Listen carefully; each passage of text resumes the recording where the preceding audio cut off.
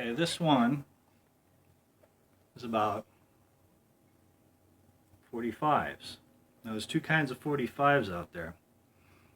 You have vinyl 45s, where the labels are actually pressed into the vinyl. And you can have sharp edges. You'll have no bubbles around the paper label. Whereas this is a styrene record. This is made out of the same thing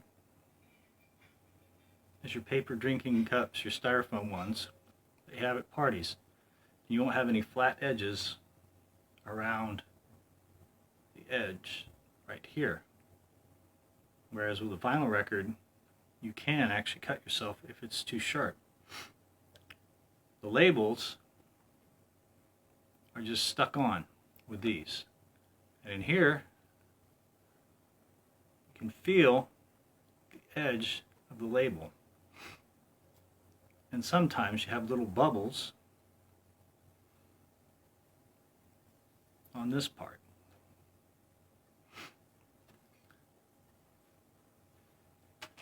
Even in the 80s, they would mass produce them, and usually they would put them on styrene first,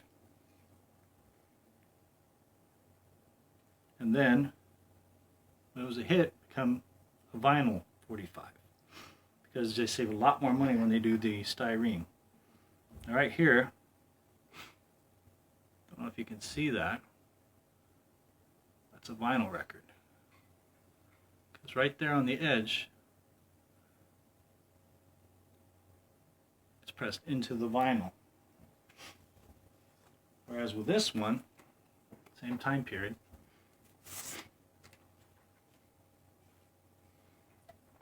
if you look at the label, it is not pressed into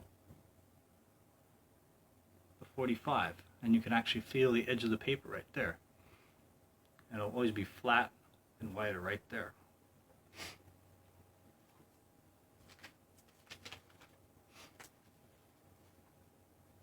What that usually means is, if you have a styrene record, like this guy here, they won't last as long when you're playing them. Whereas a vinyl record can stand up to time pretty well. Like here's an Elvis Presley record, one of his last 45s he did when he was alive. Way Down, Pledging My Love. They made a lot of these. That's an early one because it's on styrene. You might find a vinyl one later on, but even in the 60s, like right here, Positively 4th Street, Bob Dylan. It's an original. It's on styrene. Here's another example. Scotty Wayne, Freddie Fender, early 60s, he had to change his name. This is also on styrene. Even the big groups, like the Beatles, some of the VJ ones, like this right here, are styrene. And they have vinyl versions of this too.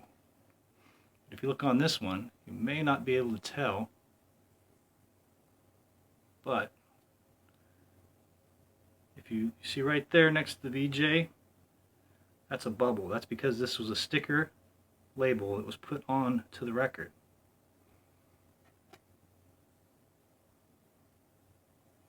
With this one, I'm hoping to find the vinyl version so I can play it a lot more than that. I don't want it to wear out. I did get that for a good deal, but The vinyl one's going to last longer and sound a little bit better on my turntable. Like right here, even the Rolling Stones.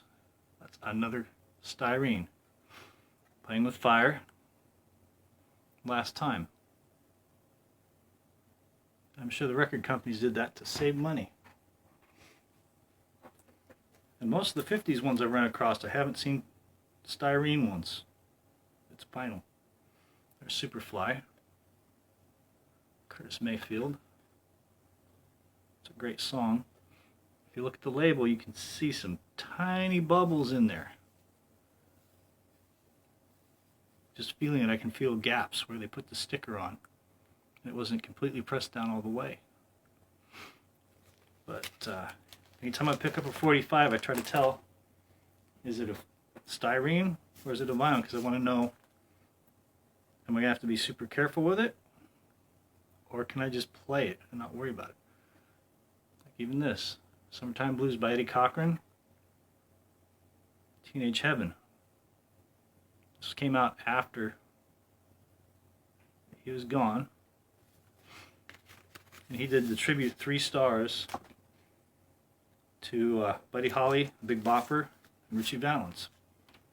Then later on he died in a car crash where he saved Gene Vincent and his girlfriend Sharon. See, here's the Big Bopper. It's another styrene record. Doesn't mean they're completely worthless. It just means you're not going to get as many plays out of these as you might a vinyl one. Even the first record I got, turns out, styrene. Which probably explains when I played it so many times I had not white grooves in the original one that I had. Because they don't stand up as well. Since then I've picked up a couple. Play them here and there. Hopefully I can find the vinyl version of it. Next time I'm going to try to go over some of the EPs that I have, extended plays. Most of them will be from the 50s. There's some that are later.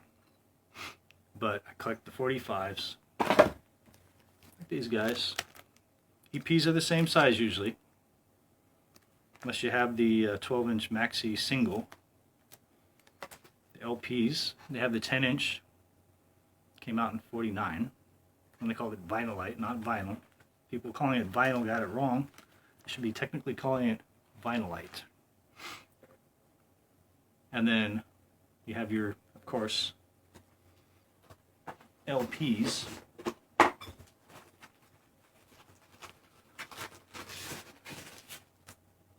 Like these guys. When you say vinyl to somebody, this is what they normally think of, the big album. And when I go into a store, I say, I'm looking for some LPs, or 45s, or EPs, or 78s. Some stores just don't carry them.